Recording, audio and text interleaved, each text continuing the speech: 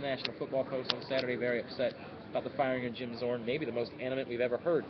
Joe Flacco. He was a little bit miffed last year when they let Troy Smith go.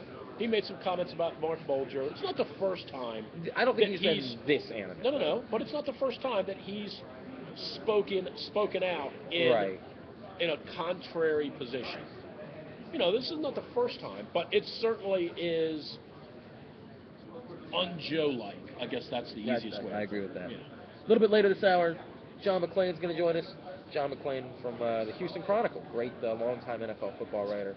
We'll go around the league with him, get his thoughts on the firing of Jeff Fisher for sure, as he was obviously in Houston when Jeff Fisher started his career. In the meantime, let's jump back out to the phones. Patrick's in Towson. Patrick, good morning. Welcome to Dallas. How are you, sir?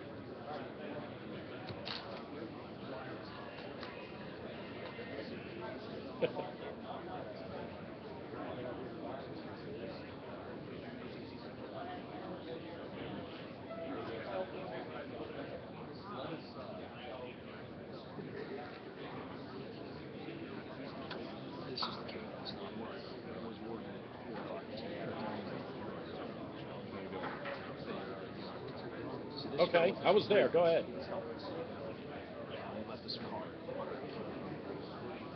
We got here this morning.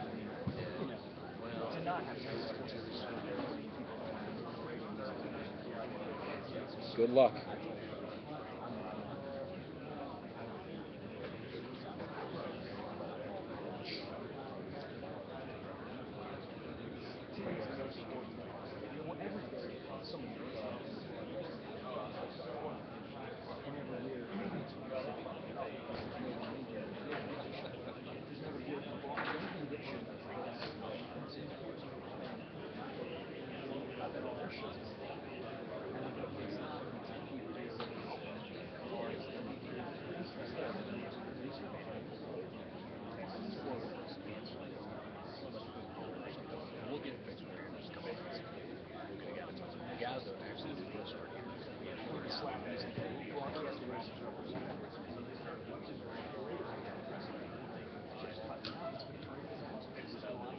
Well, a couple of things.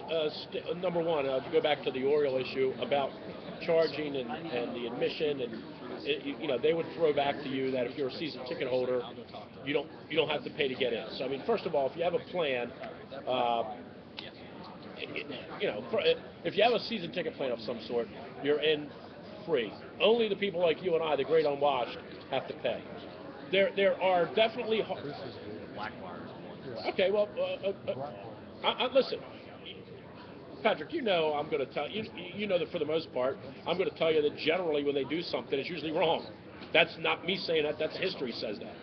This thing on Saturday probably cost them in the neighborhood of at least 100 to 150 grand to put on. Okay? Now, that's not chump change, but I also know for an organization making gobs of money, you're right. In theory, it would be an eatable charge, or an edible, as it should be. They could eat that charge. I get it, but it does cost them a considerable amount of money to put this event in. And the fact that they probably sold, I'm going to guess, 2,500 tickets to this thing, and the other 7,500 were all part of a plan.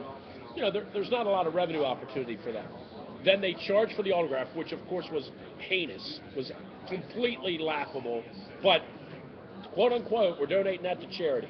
There aren't a lot of revenue things for them. I thought the event, for what it was intended to do, was fine. You know what it was intended for? It really was intended for the season ticket holders and the sort of the blind apologists who just say, no matter what they do, I'm going. It kind of wasn't intended for you and I.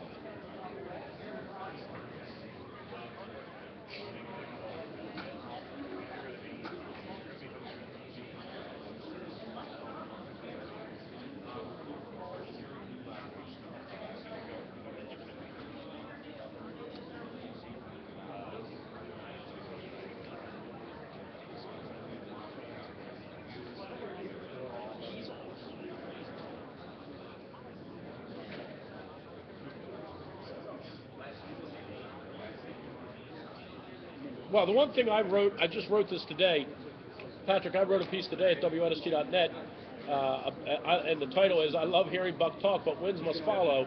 And I'm sort of with you. I can only hear him talk so much before I say, "Dude, shut up and just win now."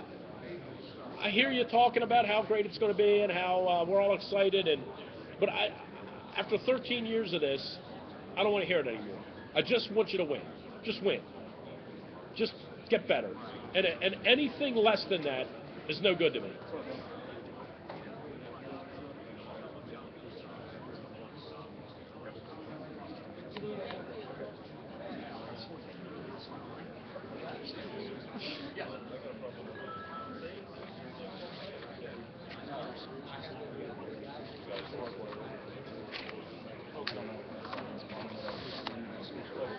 Okay.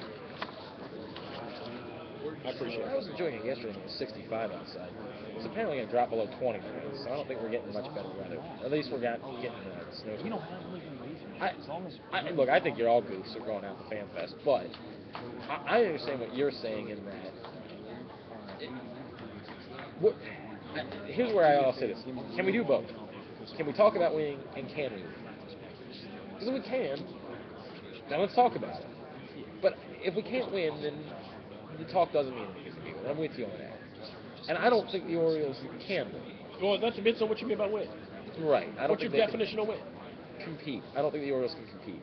See, I think it's unrealistic to expect them to be able to jump from last place to competing for a playoff spot overnight. That's unrealistic. Right. I think if they're playing games in September that possibly mean that they're fighting someone for third place, as tepid as the enthusiasm might be for that, that really matters. It means that in a relatively short amount of time, 12 months, 16 months, they will have passed two teams that previously they haven't been able to pass. Okay, but So you got to have realistic expectations. But- You can't just say if they don't compete for a playoff spot, they aren't worthy of my attention. That's unrealistic to think that way. It just is. so that it's okay to not compete. No, it's not okay to not get better. It's got to happen in some stages here. But- the biggest issue with them over the last 5 or 10 years, they haven't tried to even get better. They really haven't. They've acted like they're trying to get better, but we've seen by the players that they signed, they're not really trying to get better. Now, this year, it looks to me like they're trying to get better. They've in some cases gotten younger and better. Reynolds and Hardy mainly. Obviously, Lee wouldn't be considered younger. Right. But they're trying to get better. I really believe that. Now they're trying to get better. Now, goes to the question you asked. Trying to get better and getting better. They're two When different things. September rolls around, will they be better? I'm banking that they will be. And I think they're going to be better. Are they going to compete for a playoff spot? My guess is no. But I'm not going into the season expecting them to play for a playoff spot. What I am expecting them to do is challenge to finish 500, which is something they haven't done for 13 years. Mostly because they haven't really been that overly enamored with trying to get there. So that's where I'm at. This is all about what do you think that they've done in the offseason and what do you think they're capable of doing in this regular season. And if they don't threaten 500, and if they do throw in the white towel like they did last year, then they're going to have to get their ass beat again. Then Andy McPhail's going to have to go. And I said this in November on a Thursday edition of Cheap Shots. This is it for Andy. This is it, bro. This thing either gets moving in the right direction this year, or you got to go. You can't. You've had your 4-year window. It's like the president. He ain't gonna be around much longer either. You had your chance. It's not working. And if Andy doesn't get the job done this year, he's got to go. Okay. It's that simple. I understand what you're saying, and I don't disagree with you that I think they've got players in those positions that are better than the players that were there a year ago. I certainly don't have the faith that they're going to be better overall, just because I still don't think they're good. And I mean that in all due respect. I think they've got a misfit group of players they're trying to make work, because instead of going out and just getting good players, they went out and got players that were a cut above what they had. They went